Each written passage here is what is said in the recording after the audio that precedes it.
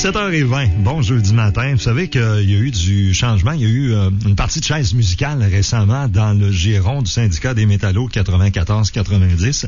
Un petit peu plus tôt cette semaine, on a reçu Hugues Villeneuve, l'ancien président, qui va devenir délégué régional. Ce matin, on accueille le nouveau président, Alexandre Fréchette. Bon matin. Bon matin, monsieur. Bienvenue en studio. Merci beaucoup. Comment on aborde cette nouvelle responsabilité-là avec la négo qui approche? On n'arrive pas dans l'année la plus pépère, la plus tranquille pour le syndicat? Ben, écoutez, c'est un bon défi. C'est excitant. Il y a plusieurs défis à relever. C'est un grand honneur aussi de poursuivre la continuité de ce que mes prédécesseurs ont fait. Fait que c'est comme ça qu'on va l'aborder. Alexandre Fréchette, est-ce qu'il ressemble plus à Hugues Villeneuve ou à Marc Maltais? Alexandre Fréchette ressemble à Alexandre Fréchette. En réponse de politicien. Déjà la cassette. Il est déjà bon, là. Il est même pas élu qui est déjà bon. Bon. Non, écoutez, on a chacun nos couleurs.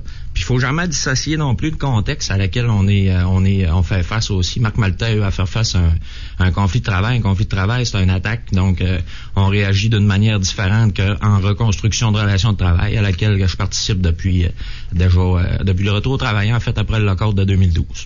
Depuis combien de temps au sein du syndicat un rôle plus actif? Depuis le conflit ou avant, Alexandre? Je fais partie de l'exécutif syndical depuis avril 2010. J'ai été vice-président. Je m'implique depuis environ 2001 à différents postes. J'ai eu une petite pause d'une couple d'années, mais je suis autour du syndicat là, depuis un an après mon embauche environ. OK. La façon dont ça fonctionne chez vous, le président quitte et d'office, le vice-président devient président. Est-ce qu'on est à l'aise avec ça ou si en quelque part ça n'aurait pas été plus confortable d'être soumis à un vote par l'ensemble des membres du syndicat? Écoutez, c'est ce qu'on pensait, c'est ce que l'équipe a choisi de faire d'ailleurs. On était en assemblée générale hier. Mm-hmm. On a proposé à notre assemblée un déclenchement d'élection hâtif. Ce qu'on va faire, ce qu'on commence dès cette semaine d'ailleurs pour avoir une nouvelle équipe pleinement mandatée, puis appuyer des membres et puis laisser le temps aux nouvelles personnes qui seraient intéressées de se former et d'arriver en poste. Ce qui veut dire que ce matin, Alexandre Fréchette est président, mais il y aura des élections et Alexandre Fréchette devra être élu pour rester président du syndicat. C'est bien ça? Et voilà. En quelque part, c'est plus légitime, c'est plus confortable. Écoutez, les statuts règlements sont clairs. L'équipe aurait pu continuer, étant donné le contexte excitant dans lequel vous avez fait votre entrée de jeu. Ouais. On pense que pour que l'équipe de négociation soit dans les meilleures conditions gagnantes, autrement dit, fallait passer par le processus électoral, malgré que on a l'appui des membres et tout, mais bon, est-ce qu'il y a du nouveau monde qui veut s'impliquer? Est-ce qu'il y en a qui désireront quitter à ce moment-là? Ils auront le choix.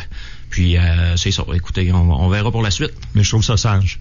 Parlons-en du contexte excitant là dont vous parlez et qu'on a parlé en début d'entrevue. Il y aura des négociations. Il va falloir parler avec les autres présidents de syndicats. Avec Alma, Énergie électrique, ça doit pas être si difficile que ça. Vous êtes à côté, puis je pense qu'il y a toujours eu des bonnes relations. Mais depuis le lockout, semble-t-il, c'est assez difficile avec Arvida. Comment vous voyez ça, l'unité entre les deux syndicats?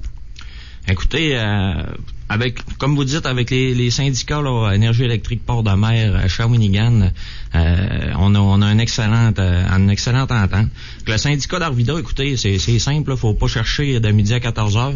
On a des intérêts différents pour le moment. Eux autres, ils ont tout un contexte de fermeture, toute l'équipe, puis écoutez, ils font ce qu'ils ont à faire, puis on respecte ce côté-là.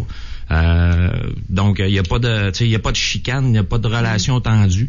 On fait chacun nos affaires puis dans le respect. Cependant, quand on a des enjeux communs, quand on aura besoin d'être ensemble, il y a nul doute que ces gens-là c'est des syndicalistes aussi. Mm-hmm. Il y aura sûrement moyen de travailler en équipe là-dessus. J'ai du mal à croire par contre qu'il n'y a pas des membres en quelque part qui se souviendraient de l'appui, mettons, tiède ou qui a pris du temps à venir de la part du syndicat d'Arvida lors du conflit qui vous a touché. Bon, écoutez, on peut vivre dans le passé, maintenir des conflits à pu finir. Nous autres, ce qu'on cherche, c'est bâtir de la solidarité, c'est travailler en équipe. Fait qu'on n'a aucun intérêt. En fait, personne n'a aucun intérêt, aucun membre, aucun syndicat de faire perdurer ça dans le temps. Mais est-ce que vous pensez justement que vos intérêts divergents, étant donné les contextes différents, pourraient vous mettre les bâtons dans les roues dans l'éventualité où on devrait faire front commun pour quelque chose? Ben, les intérêts, je dirais, c'était plus au niveau, disons, bon, le défi à laquelle ils font face là, par rapport à une fermeture est différent de chez nous. Nous autres, on est une usine jeune en santé, puis avec un avenir. Eux sont à bâtir, ils ont AP60 et tout. Bon, c'est correct. Cependant, si on prend les enjeux communs qui vont nous concerner, exemple le fonds de pension, il n'y a pas à douter que peu importe leurs enjeux économiques, tout ce monde-là veulent prendre leur retraite aussi avec un bon fonds de pension. Donc, c'est sûr que la raison va faire qu'on s'assoira en temps et lieu si besoin il y a. Est-ce exact qu'il y aurait eu déjà des premières approches de la part de l'employeur sur la négo à venir? Écoutez, l'employeur a manifesté son désir de négocier, de s'asseoir pour débuter des négociations là, sur le fonds de pension quelque part dans le mois d'octobre. Donc, nous, on est en processus. D'ailleurs, hier, on allait chercher le mandat de négocier de nos membres dans l'Assemblée générale dont on a discuté. Les autres accréditations vont faire la même chose. Donc là, c'est vers là qu'on s'en va. Ce qui serait une excellente nouvelle. Plus tôt on va s'asseoir pour discuter là-dessus, mieux ce sera. Tout à fait. Tout à fait. Non, écoutez, il y a des solutions à tout dans la vie. Il s'agit d'être de bonne foi puis de vouloir trouver des façons de régler. On l'a vu par le passé, c'est faisable pour tous. Donc, dans la partie d'échec, ça veut dire que l'élection que vous allez vivre aura intérêt à se tenir assez rapidement pour qu'on puisse, après ça, légitimement, aller s'asseoir puis discuter avec l'employeur? Je vous dirais que c'est légitimement, on a la légitimité 100% par rapport à nos statuts. Ça fait nul doute. C'est plutôt de donner le temps à des nouvelles personnes qui auraient le goût de s'impliquer dans l'exécutif. On a une vie syndicale riche dans notre local. Puis le monde ont le désir de participer. Fait que ces gens-là aient le temps de se faire former, se familiariser au processus de négociation qui est pas nécessairement une chose facile non plus. Donc, c'est dans cette optique-là. En attendant, c'est quoi vos plus gros défis là avec ce nouveau chapeau-là? En attendant, écoutez, c'est que notre syndicat soit prêt à faire face à ces deux négos. Il y a beaucoup de choses pour arriver là. Vous avez parlé des autres syndicats. On travaille en équipe, donc faire le consensus puis bâtir une solidarité. Ensuite, parallèlement à ça, c'est tout le processus de reconstruction des relations de travail à laquelle on travaille, je dirais, quotidiennement. C'est vrai que ça s'est amélioré, le climat dans l'usine? Le climat s'est amélioré. On n'est pas rendu où ce qu'on voudrait être, mais on est en chemin puis ça avance. À cette heure, on constate de dire que ça n'a pas évolué, ça serait pas vrai. Il y a eu des changements de direction, ce qui a amené un vent nouveau, sans faire de miracle, mais disons rétablir un lien de communication simple et normal qui permette d'avancer, de régler des dossiers. Puis le monde, ils veulent pas, tu sais, le monde ils veulent être heureux, le monde dans la vie. Hein. On veut pas faire perdurer des conflits à pu finir. On a-tu conscience et on a-tu confiance que si on peut s'entendre sur cette prochaine négo-là, on pourrait peut-être passer en vitesse grand V pour le projet Alma 2?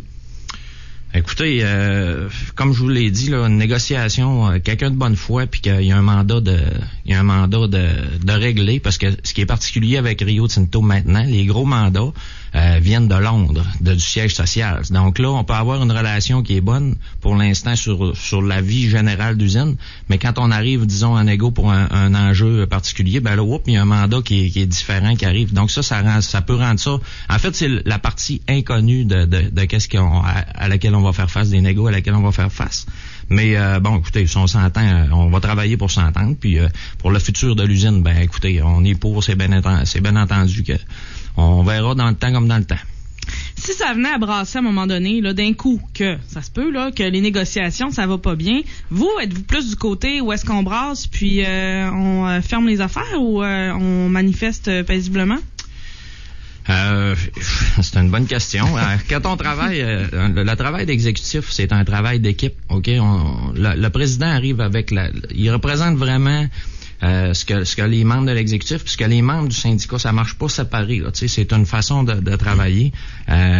Ça sera toujours en dernier recours. Puis je pense pas qu'il y ait personne, puis l'avenir me le dira, mais il y a personne qui peut arriver en ayant l'intention c'est le contexte, dépendamment de la couleur de nos vis-à-vis. Qui décide, dans le fond, les vis-à-vis vont si on se fait mettre dehors en lockout, là, à ce moment-là, il faut réagir, tout le monde le ferait, je pense, responsablement, mais on peut pas avoir cette intention-là avant. Ce qu'on veut, c'est régler, là. Tu sais, dans le fond, ce qu'on veut, c'est l'avancement des intérêts de nos membres. C'est pas de faire des shows boucanes. Non, je comprends, mais je comprends aussi que, dépendamment de la personnalité de la personne, dépendamment de ses croyances politiques, idéologiques, tout ça, dans le cas d'un conflit de travail, il y en a qui vont trouver que c'est légitime de casser des vitres, il y en a d'autres que non.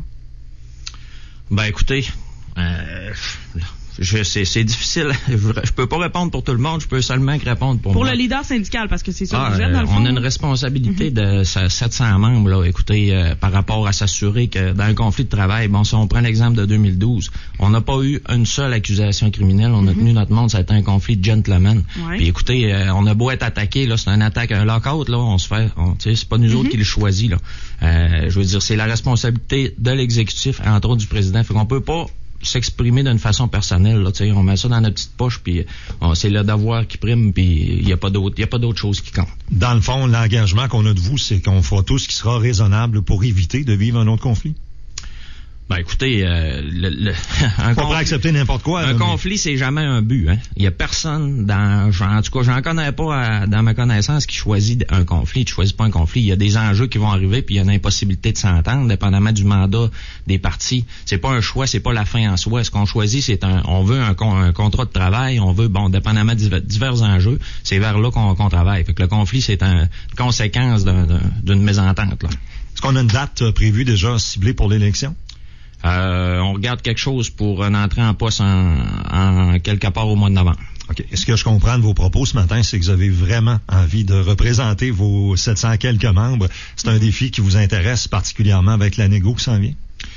Particulièrement avec la négo qui s'en vient, puis oui, c'est quelque chose qui est intéressant. Avant tout, faire du syndicat, je dirais que c'est une expérience humaine intense et puis vraiment intéressante. J'aime ce que je fais, j'aime la gang pour qui je le fais. Ouais. Fait que, regarde, on verra là en temps et lieu, mais c'est un défi qui est intéressant effectivement. Mais ça change une vie, hein. Être sur le plancher, puis regarder les autres, puis critiquer chaque décision et s'en aller de l'autre côté de la clôture, puis travailler pour représenter tout ce monde-là, c'est pas exactement la même histoire. C'est pas la même chose, puis on peut pas le faire sans l'appui du monde en arrière, c'est clair, parce que le pack-sac, excusez l'expression qu'on se met sur le dos quand on devient représentant, je vous parlais de responsabilité puis de devoir, il est assez lourd, fait que ça prend du monde qui nous brise en arrière, puis c'est ce qui fait qu'on est capable de passer au travers, parce qu'il n'y a pas d'autre avantage que ça, c'est vraiment par conviction puis par plaisir qu'on choisit de le faire. Merci beaucoup pour l'entrevue, Alexandre Fréchette. On va suivre avec grand intérêt, comme toute la région d'ailleurs, et plus qui s'en vient, parce que la prochaine négo, à la différence du conflit, c'est que c'est pas la gang d'Alma qui est seule avec ce combat-là. Là. Ça va être l'ensemble des usines. Ça risque de prendre une proportion, une façon différente, je pense, d'évoluer. Ça peut arriver. Chacun est maître de son destin malgré tout qu'on travaille en équipe. Je veux dire, la compagnie a peut-être tiré des leçons aussi du conflit de 2012. Ça a coûté cher le lockout. On a beau dire ce qu'on voudra. Ouais. Il y a des séquelles et tout. Donc, on pense que, regarde, c'est toujours mieux de vouloir s'entendre. Il y a toujours je répète toujours, des gens de bonne foi peuvent venir à des bons règlements. Puis c'est dans le sens des intérêts de nos membres. Puis je pense du reste de la population aussi. Le marché mondial, même s'il n'est pas au sommet qu'il y a déjà eu, est meilleur maintenant qu'en 2012, ça peut pas nuire. Le marché mondial, il est en amélioration. La fenêtre en avant de nous, les 2-3 prochaines années sont plutôt excellentes. Nous autres, c'est le marché américain. Le marché américain est en augmentation. La demande est tirée. Le prix est en augmentation. Ça peut juste être un bon facteur. Le vent dans le dos, comme on dirait. Alexandre Fréchette, nouveau président qui sera soumis d'ailleurs au vote probablement en novembre prochain au syndicat des métallos 94-90. Merci beaucoup pour la visite en studio ce matin. Merci beaucoup, Claude. Bonne journée. Bonne journée.